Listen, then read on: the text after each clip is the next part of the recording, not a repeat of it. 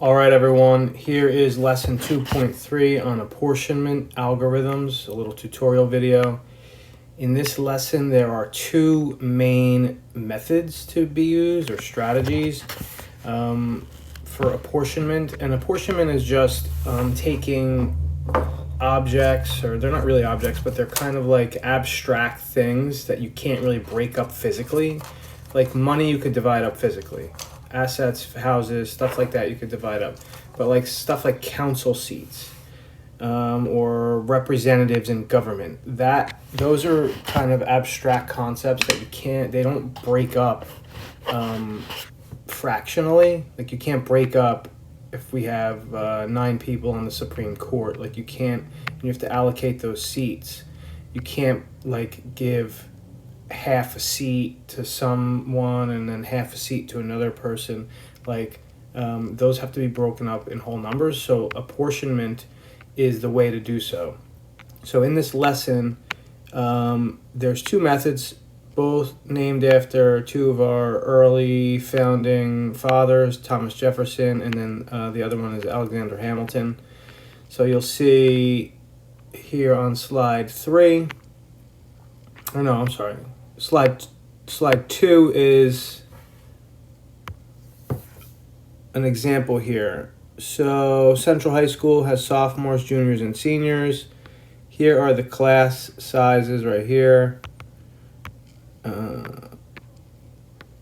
Right there. So 464 sophomores, 240 juniors, and 196 seniors. There's 20 seats on the student council to be given out. All right. So how many seats should each class get? All right. And there's a whole algorithm. There's a step-by-step process to determine this. Okay. First step is to find what's called the ideal ratio. And you'll definitely need a calculator to do this. Ideal ratio is the total. It's right here. It's the total population of students you have divided by the number of seats you have. So it says it right here. If you added up 464, 240, and 196, that's 900. And we have 20 seats to give out, right? So our ideal ratio is 45. What that means is for every 45 students, you are allotted 1 seat. So 1 seat represents every 45 students. Okay, so you could even write that down if you want. 1 seat represents, that's what that ratio means. 45 students. That's what the ideal ratio means. So then the next step should be pretty intuitive, right? So if every 1 seat will represent 45 students, then figure out how many each class should get based on their sizes, right? So that's step 2. These are called the quotas. Basically just take their population. So the sophomores have 464 students, right? Divide that by 45. Juniors have 240 students. Divide that by 45. Figure out how many seats they should all be allotted based on their sizes if we know that every 45 students deserves 1 seat. Seniors, 196. Divide that by 45. Use your calculator. I'm just going to write these down because they give them right here on slide number 3. So 464 divided by 45 comes out to 10.31. 240 divided by 45 comes out to 5.33. And then seniors are 4.36. Okay, so those are the first 2 steps. These are the ideal ratio and the quota. Now, so these numbers are the total number of seats each class should get. Sophomores should get 10.31, juniors 5.33, seniors 4.36. If you add them all up, that adds up to 20 because there's 20 total seats.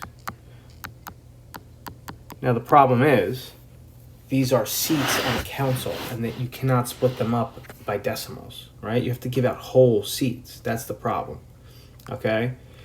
So sophomores cannot get 10.31 seats. They could get 10 or they could get 11, but they can't get 10.31. Junior, same thing. Senior, same thing. So the question now remains, how should we break up the decimal parts of each quota? And this is actually a pretty big deal if you're talking about like United States government. Like the difference between one extra seat or one less seat is a big deal for states or for districts or whatever. So this is a very important thing, that we have two methods now for figuring out what to do with these decimal points. Okay? So we have two methods. They're called Hamilton and they're called Jefferson. In this video, we'll just finish off with the Hamilton method, and then we'll do another separate video for the Jefferson method. The Hamilton method is very simple. Hamilton method, just round up the highest decimal.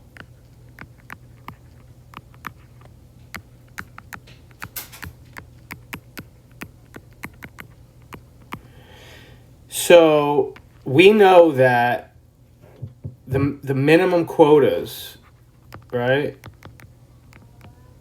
So softs should get at least 10, juniors should get at least 5, seniors should get at least 4. Those are the whole numbers. We should call those whole numbers, actually, whole number seats.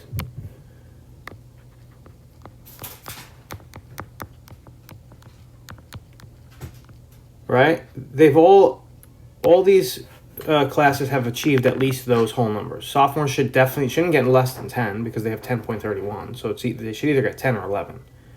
Juniors should either get 5 or 6 because they have 5.33. Seniors should get 4.36 or 4 or 5 because they have 4.36. So they have at minimum 10, 5, and 4 seats each. So that means there's just one extra seat, right? Because 10 plus 5 plus 4 is 19, right?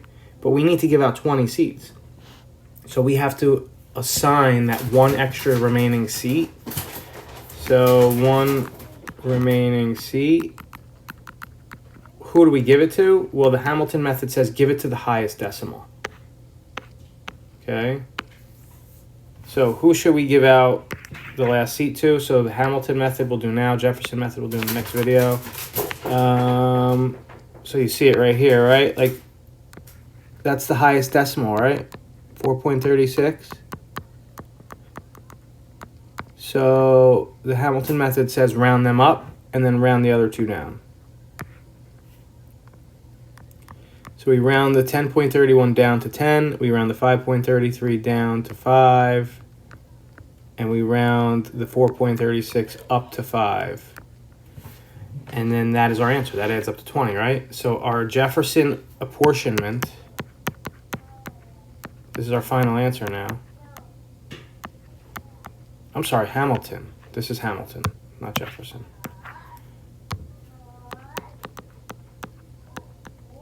The Hamilton method is the easier one.